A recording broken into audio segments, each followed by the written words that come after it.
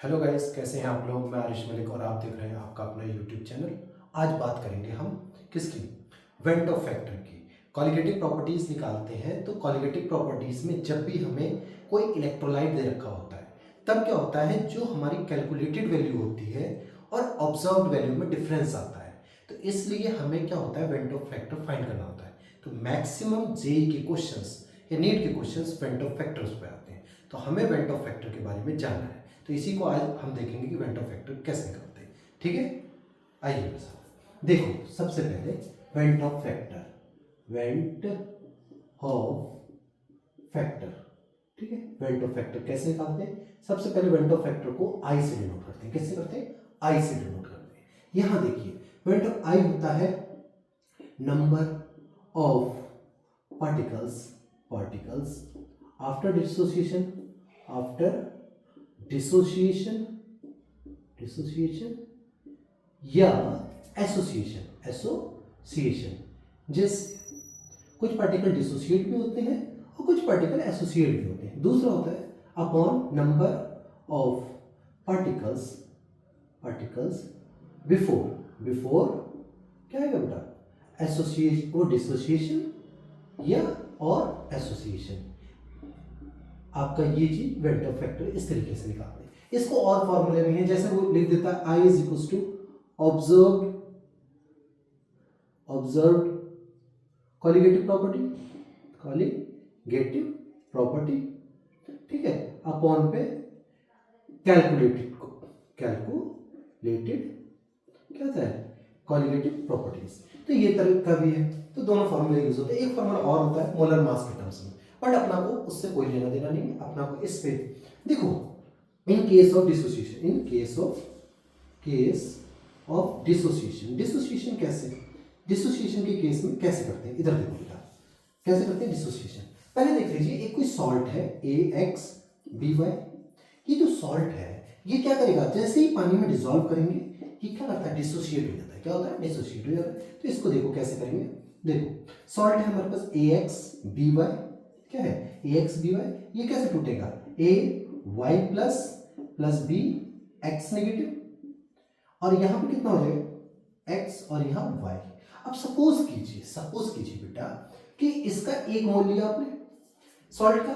Initially क्या होगा, ये जीरो, ये भी जीरो रहेगा क्योंकि डिसोसिएट नहीं हुआ है। बट जब क्या होगा, मान लीजिए इसमें से ए में से अल्फा डिसोसिएट हो गया, तो इसके एक मोल से ये क्या बन रहा है, अल्फा मोल्स बन रहा है। कितना बन रहा है, अल्फा मोल्स। तो यहां पर बनेगा एक्स अल्फा, और ये एक मोल से कितना बन रहा है, वाई, तो ये वाई अल्फा बनेगा। अब देखिए टोटल मोल्स कितने हो गए, आप इधर देखिए टोटल मोल्स निकालते हैं।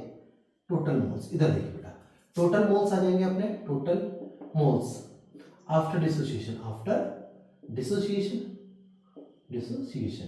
ठीक है बेटा, देखो ये कितने आ रहे हैं, ये देखो इसके मोल्स प्लस इसके मोल्स प्लस इसके मोल्स, कितना आ जाएगा, 1 minus alpha plus X alpha plus Y alpha. ठीक है, अब देखो 1 minus alpha plus X plus Y को कॉमन ले लेते हैं, अल्फा आ गया बेटा। देखो अब एक्स और एक्स प्लस वाई को हम क्या करेंगे, एन मान लेते हैं। क्या मानते हैं, एन मान लेते हैं।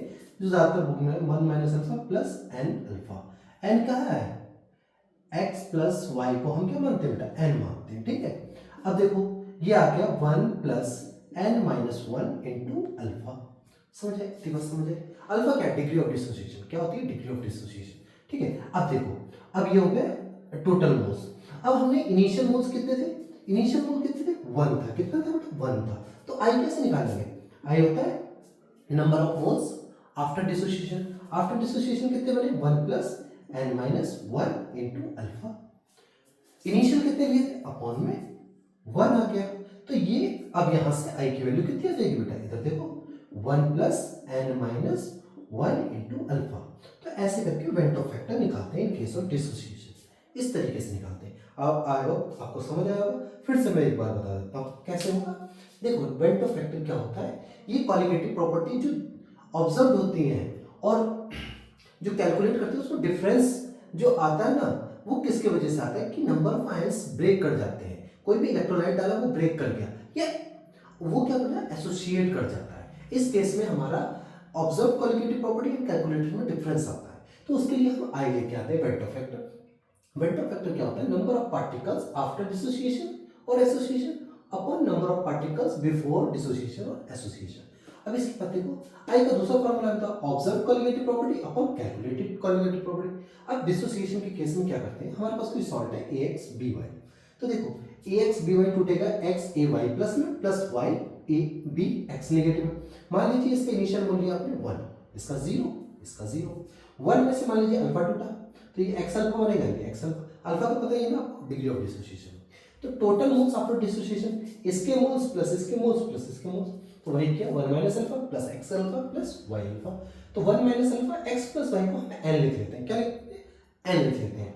तो ये आ जाएगा 1 प्लस एन माइनस 1 अल्फा, और फिर आई अपना निकालेंगे तो आई इज इक्वल टू ये आ जाता है। ये बहुत इंपॉर्टेंट फॉर्मूला है, आपने याद रखना है, समझे। फॉर एग्जाम्पल अब जैसे हम इसको कोई एग्जाम्पल लेते हैं, तो आई होप ये समझ आया होगा। मैं तुम्हें एक एग्जाम्पल दिखाता हूँ, ठीक है, एक मिनट।